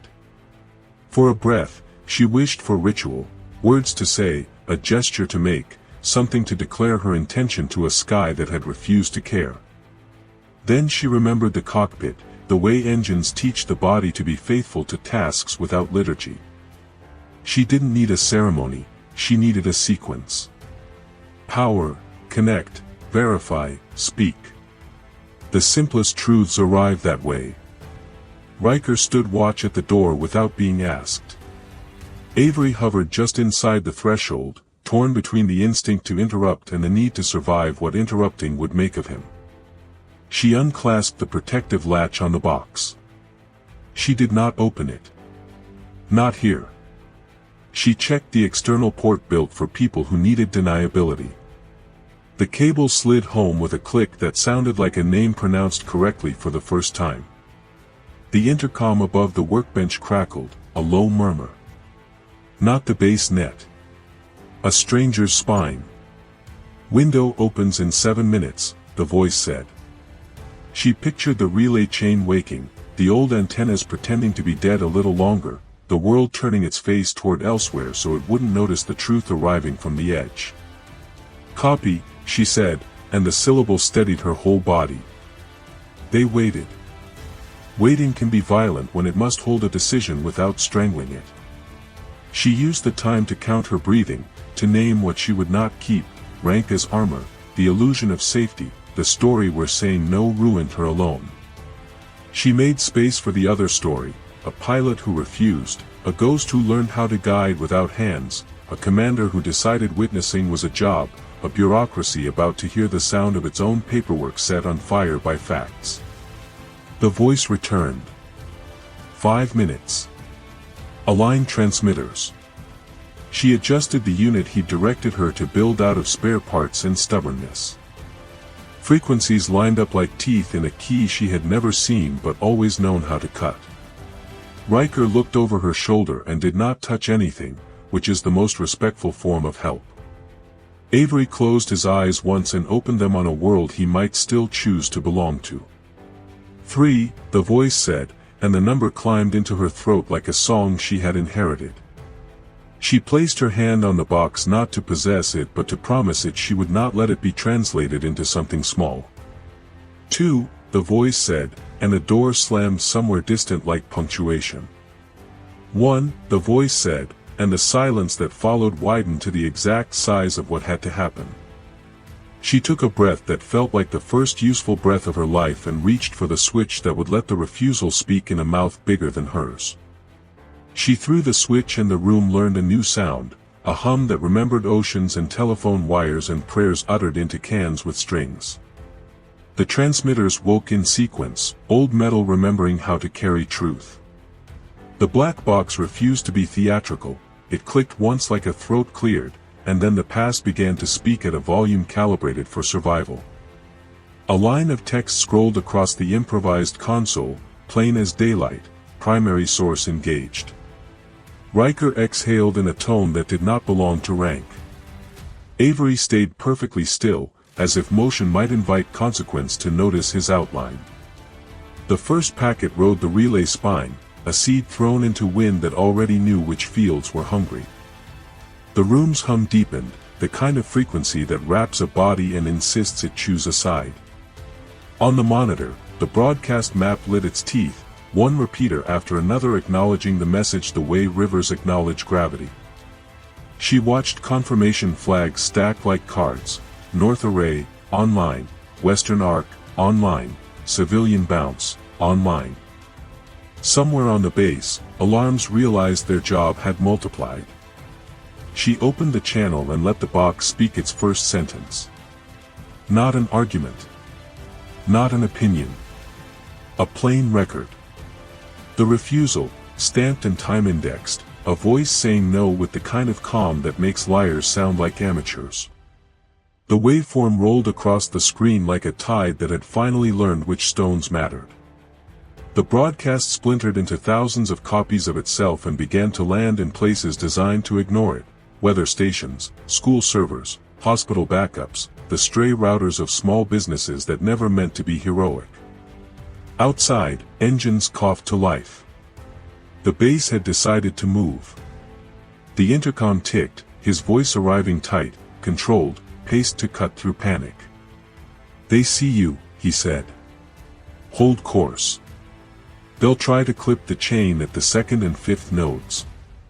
She aligned the fallback links he'd given her, hands steady not because fear had left but because fear had finally been assigned a job. On the wall, a small red light new to the room began to blink. Riker slid to it, pulled a panel, found a breaker he didn't like, and pulled it with the grace of a man taking a ring off a finger. The first counterstrike came soft, a throttling of bandwidth dressed as routine maintenance, the network equivalent of clearing your throat while standing in someone's way.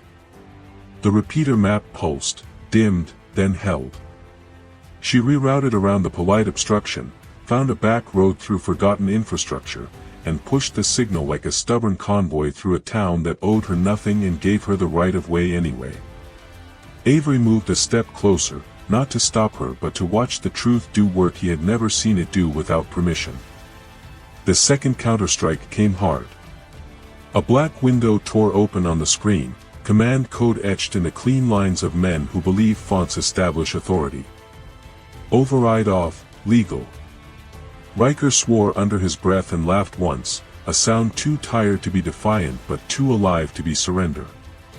"Legal thinks code is law," he said, and began typing. His hands looked like they belonged to someone else and like they had been waiting their whole life to return to him. He changed nothing fundamental. He changed a dozen small things that together added up to mercy. She fed the broadcast its second course, the admin voice authorizing what refusal had denied, the stamped signature that turned a person into a tool, the inch between consent and counterfeit nailed to a date and a device. The waveform carried the betrayal without theatrics, the way a black box always has, no music, no commentary, just the instrument of record saying what happened. Outside, boots found corridors. The air took on the smell of men asked to stop time with their hands. The third strike was physical. The intercom sang a single tone, and the lights overhead dropped to a meaner gray. The door to the service bay rattled once, twice, and then was sure of itself. Two MPs stood on the other side, outlines thick as storybook wolves. "Major Voss, open up," one said, voice steady, breath fast. She didn't answer. She looked at Riker. He shook his head minutely and angled the tool chest in front of the latch while making no sound at all. Avery's eyes flicked to the door, then to the console, then to her face, as if trying to choose which narrative his life could still fit inside. "Third node disrupted," the voice said, "less breath now, more instrument. They're pulling the fifth from the grid. Route through civilian repeaters. You'll lose some fidelity but gain eyes you didn't ask for." She cut the chain left of the wound and regrew it through sewers of the network that had never met a uniform. On the monitor, libraries lit up like small towns at dusk. The waveform entered them and sat at public computers like a person who had come to read quietly and left a book behind for whoever came next. The MPs tried the door again, louder. A key scraped. The latch complained. She fed the broadcast its anchor, the addendum that named her status as provisional, the policy that kept her human by the width of a legal syllable, the sentence that admitted restraint had value beyond optics. The room felt taller. Words do that when they pretend not to want to be poems and accidentally become one. Avery's shoulders loosened, which wasn't permission so much as physics. "Cut main," the legal officer shouted from the hall, voice borrowing authority it didn't quite own. "Kill the bus," someone else said.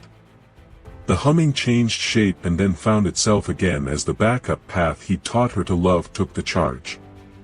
1 minute to full redundancy, his voice said, thinner now, a violin string stretched taut over too much need. After that, they can't kill it without killing the base. They won't. The console flashed an alert, intrusion attempt, credential swap. Someone had offered the system a copy of her that matched on paper. The login name wore her letters like dress blues. She refused it the same way she had refused the first request years ago, not with argument, not with outrage, just with the calm of a pilot who knows which levers matter. The system blinked, surprised to find the person behind the name. It chose her. Outside, the hallway failed to behave. Shouting. The metal complaint of something heavy meeting something stubborn. Riker moved to the corner and braced himself for a kind of consequence body remembers even when mind wants to forget. 30 seconds, the voice said. Hold your breath and tell it the last part. She did. She fed the chain the proof of exigent authority, its clean syllables and cold math, then the sentence that cancelled its moral alibi. Consent refused. Authority applied. Outcome, persistence with loss. The waveform did not flinch. The first redundancy engaged. The map brightened to a color the screen hadn't learned in years. She pushed the last packets across the spine, audio, transcript, metadata, the coordinates of the vault mislabeled water, the index of cases with stamps no one had signed in sunlight. The system acknowledged receipt with a sound like a building deciding not to collapse. 10 seconds, he said. Count them with me. She counted. Not out loud. Under breath, like a person timing the pauses between thunder and the memory of lightning. At 4, the door gave an inch. At 3, Avery stepped forward as if to intercept his own past. At 2, Riker did something no manual could instruct. He said her name the way you say a person's name when you wanted to outlive your rank. At 1, the console threw up a single word, propagated, and the hum shifted to the lazy contentment of a job finished and beyond recall. The door swung wide. The MPs entered in the posture of inevitability. The legal officer lifted a hand, not quite a warrant, not quite a plea. "Stand down," he said. She disconnected the cable with care, like removing a line from a patient. The black box clicked once, and the room watched itself become history. "It's done," she said. No triumph. Just the report a pilot gives when wheels meet ground. The hallway filled with decision. Avery looked at the MPs and shook his head a fraction, as if saving a small piece of himself for later, or someone else. "Arrest will look performative now," he said quietly. "Containment failed. Optics will demand process, not force." Riker leaned against the wall and suddenly looked his age. "Process," he said, and smiled without meaning to. Sometimes process is the only way truth gets to keep its shoes on. Sirens that had stayed polite began to sing in earnest as other parts of the base learned new songs. Radios shouted into each other. Somewhere, a printer choked on papers it had not been designed to birth. She cradled the box and felt its weight having changed by none of what it had done. "They'll come for that," the legal officer said, pointing with his voice because pointing with his hand would have felt too much like admitting which side he'd been on. She shook her head. "They'll come for copies," she said. "The original goes where rain doesn't erase ink." The intercom cleared its throat one last time. He spoke with less distance now, as if having carried proof across the wire had brought him closer to the room. "The world heard you," he said. "They will invent ways to unhear, but their first attempt will be sloppy. Use that." She closed her eyes and let the words become a scar she could touch later to prove the wound had existed. "What about you?" she asked. Static thought for him. "I am what remains when a decision is made correctly and too late," he said. "I'll be here while there is here to be." They moved as a small procession through the building that now hummed like a hive introduced to winter. No one touched her. She carried the box the way people carry a child they have promised not to name until the right room. Outside, a wind had found its muscle. The convoy she'd seen earlier idled in a neat row of contradictions. Men in vests looked at clipboards and saw, for once, paper. At the threshold, Riker paused and turned to Avery. "There will be hearings," he said. "They will want villains and martyrs. Don't give them either. Give them the system the way it actually is when no one is narrating." Avery straightened, the brittle stiffness of a man deciding to remain inside a story and change it from a clause. "I will give them the record," he said. It sounded like surrender only if you didn't know how much it cost him to say it. She reached the shadow of the hangar and set the box on the gravel for a second to let her arms remember they were part of a larger body. The map on her console still glowed faintly from the last of the broadcast's heat, a network of points that looked like a constellation naming a creature no one had noticed until tonight. In that light, she understood that the climax wasn't the sending. It was the choice to be the person who had sent it and keep walking. Engines called to each other in the language of motion. Somewhere, a phone lit up on a kitchen table in a town that would never meet her, and a child asked what a black box was, and a parent decided to answer honestly. She picked up the box again and felt its edges gentler now, not because they were, but because she was. "You said to take back my name," she said, almost to herself. The wind answered by carrying the syllables away so they could stop being weight and start being weather. By dawn, The base looked like a photograph from a different decade, machines standing in awkward poses, men talking in lowercase, no one sure if the sky had received its morning orders. The broadcast had ended hours ago, but its echo hadn't. The air carried it the way sand carries footprints, not perfectly, but insistently. Sarah sat on the wing of the trainer, boots dangling, black box beside her like a faithful animal that had outlived its purpose. Riker approached with the slow gait of a man learning to walk without a secret. He offered coffee that tasted of tin and late regret. They drank without ceremony, watching technicians move cables as if reassembling reality. Command hasn't decided what to call it, he said. Leak, breach, event. They're looking for a word that doesn't sound like confession. She nodded. They'll find one. They always do. He looked at her hands, at the small tremor that came and went like a memory testing its boundaries. You're leaving, he said. It wasn't a question. They can ground me, she said, but they can't make the ground stay still. Far across the tarmac, a transport lifted into the pale light. For a moment, its shadow crossed the hangar and touched the black box. The metal gleamed like something alive remembering how to die properly. She turned her face to the sun and let it outline her, a silhouette preparing to belong somewhere else.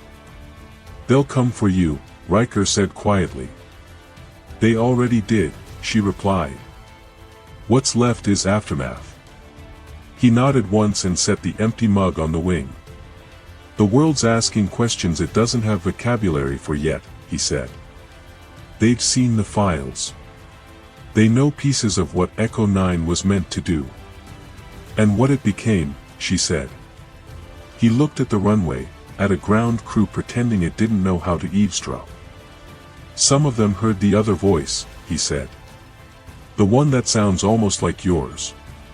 She felt her chest tighten, not fear, not even grief, just recognition. He's still in there, she said. Or somewhere. Riker nodded. Ghost transmissions keep showing up. Fragments. The kind of static that organizes itself into language if you listen wrong. She smiled faintly. There's no wrong way to listen when someone's trying to come back. They sat in silence, the kind that doesn't demand comfort. A jeep rolled up from the control tower, carrying a young officer whose uniform still believed in clarity. He handed Riker a tablet. Command wants confirmation of item transfer, he said. Chain of custody. Riker looked at Sarah. They mean the box, he said. She placed a hand on the black surface, feeling its pulse, imagined, or remembered. Tell them it's airborne, she said. The officer hesitated. Is it? She met his gaze with the kind of calm that makes orders redundant. It will be. He nodded, the way young men nod when the world has started to look less binary. When the jeep drove off, Riker turned to her. You're not planning to hand it over, are you? She shook her head. The truth belongs to altitude now. She lifted the box, carried it to the trainer, and secured it beneath the co-pilot's seat. The latch clicked with the small satisfaction of something fulfilling its purpose. Riker stepped back as she climbed into the cockpit. Where will you go? Where the silence began, she said. Maybe the desert will finish what it started. He raised a hand in a half salute, half blessing. When they write this down, they'll call it insubordination. She smiled. Let them. History is just classified paperwork that forgot its password. The engine came alive, soft at first, then sure. The morning wind turned the air into a mirror. She guided the jet toward the runway, wheels rolling over lines painted by men who believed they were drawing boundaries instead of invitations. Over the radio, a voice emerged, thin, distorted, unmistakable. Operator V, it said. She froze. Static filled the gaps. You left the door open, it continued. Don't close it yet. She pressed the transmit key. Eli. No answer. Only the sound of distant breathing. Then, softly, Falcon isn't done. The line went dead. She looked toward the horizon, where the desert began its daily act of forgetting. The sky waited, unjudging, infinite, precise.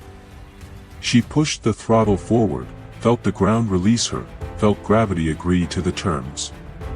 The trainer rose clean and unhurried, cutting through air that still carried echoes of the night's truth.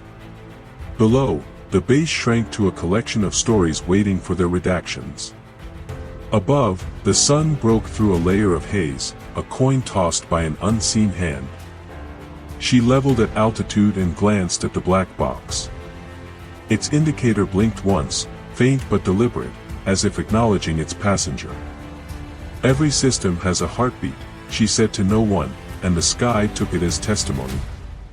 Somewhere deep within the network, a dormant file awakened, a new folder, unmarked, waiting for the next entry.